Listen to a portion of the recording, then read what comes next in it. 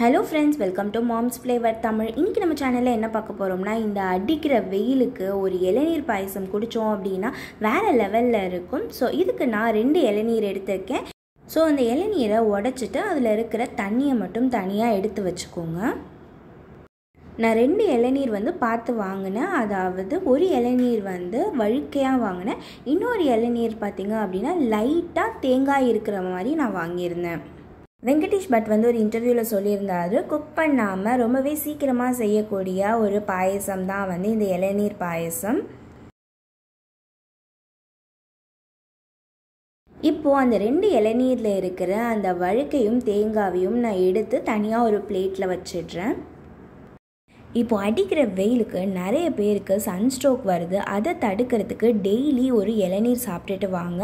உங்களுக்கு ஒரே மாதிரி இளநீர் சாப்பிட பிடிக்கல அப்படின்னா நீங்கள் ஒரு நாள் இளநீர் பாயசம், இளநீர் புட்டிங், இளநீர் ஜெல்லி அந்த மாதிரி நீங்கள் டிஃப்ரெண்ட்டாக இளநீரில் செஞ்சு நீங்கள் சாப்பிட்டுட்டு வரலாம்.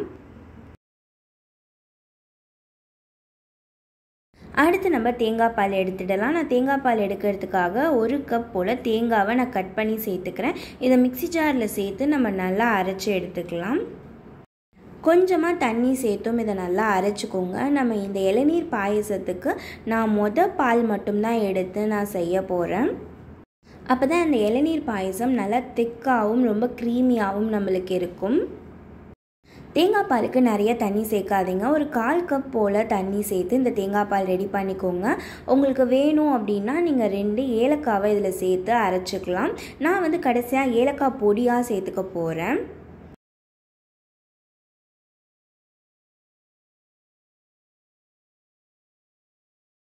இப்போ தேங்காய் பால் எடுத்தாச்சு. இப்போ இதை நம்ம ஒரு சைடாக எடுத்து வச்சிடலாம். அடுத்து நம்ம எடுத்து வச்சுருந்த அந்த வழுக்கையை சின்ன சின்ன பீசஸாக நான் கட் பண்ணிக்க போகிறேன்.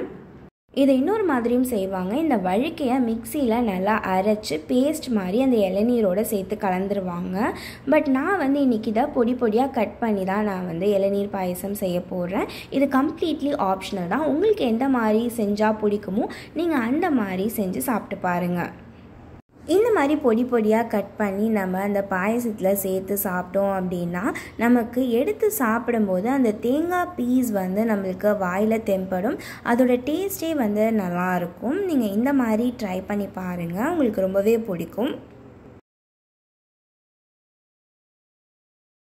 ஸோ இப்போ இது எல்லாத்தையும் நான் நல்லா கட் பண்ணி எடுத்துக்கிட்டேன். அடுத்து ஒரு சின்ன கடாயில் 2 டேபிள் ஸ்பூன் போல் நெய் சேர்த்துக்கோங்க. நெய் நல்லா ஹீட் ஆனதுக்கப்புறம் நான் கொஞ்சம் பாதாம், முந்திரி 2மே சேர்த்துக்கிறேன். சேர்த்துட்டு இதை நல்லா வறுத்து ஒரு பிளேட்டில் எடுத்து வச்சுக்கோங்க. அடுத்து நான் ஒரு பெரிய மிக்சிங் பவுலில் நம்ம எடுத்து வச்சுருந்த தேங்காய் பால் சேர்த்துக்கலாம். அதோடு நம்ம எடுத்து வச்சுருந்த அந்த இளநீர் சேர்த்துக்கலாம். நம்ம பொடியாக நறுக்கி வச்சுருந்த அந்த வழுக்கையும் நம்ம இதில் சேர்த்துக்கலாம். இதோட நான் கண்டென்ஸ் மில்க் சேர்த்துருக்கேன். ஒரு 1/4 கப் போல் நீங்கள் கண்டென்ஸ் மில்க் சேர்த்துக்கலாம். அடுத்து நம்ம வறுத்து வச்சுருந்த முந்திரி, திராட்சை, ஏலக்காய் இதெல்லாம் சேர்த்து நல்லா மிக்ஸ் பண்ணி ஃப்ரிட்ஜில் வச்சு சில்லுன்னு எடுத்து சர்வ் பண்ணிங்க அப்படின்னா இந்த வெயிலுக்கு அட்டகாசமான இளநீர் பாயசம் தயாராகிடும். நான் 1/4 கப் போல் கண்டென்ஸ் மில்க் சொல்லியிருந்தேன். உங்களுக்கு ஸ்வீட்னஸ் பத்தலை அப்படின்னா நீங்கள் 1 கப் போல் கண்டென்ஸ் மில்க் சேர்த்துக்கலாம். அப்படி இல்லை, கண்டென்ஸ் மில்க் இல்லை அப்படின்னா நீங்கள் சர்க்கரை கூட ஆட் பண்ணிக்கலாம். ஆப்ஷனல் தான் உங்களுக்கு. இந்த மாதிரி தேங்காய் பால் எடுத்து நம்ம இளநீர் பாயசம் செஞ்சு சாப்பிட்டோம் அப்படின்னா நம்மளுக்கு வாய்ப்புண், குடல் புண் இது எல்லாமே நமக்கு சரியாகும்.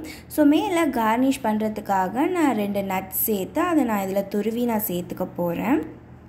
இந்த நட் ஷார்ப்னரை நான் அமேசானில் தான் வாங்கியிருந்தேன். உங்களுக்கு லிங்க் வேணும் அப்படின்னா நான் டிஸ்கிரிப்ஷனில் லிங்க் தரேன். ஸோ ரொம்பவே சுவையான இளநீர் பாயசம் தயாராகிடுச்சு. இந்த வீடியோ பிடிச்சிருந்தா லைக் பண்ணுங்கள், ஃப்ரெண்ட்ஸ் அண்ட் ஃபேமிலியோட ஷேர் பண்ணுங்கள். வேறு ஒரு நல்ல ரெசிபியோட உங்களை சந்திக்கிறேன்.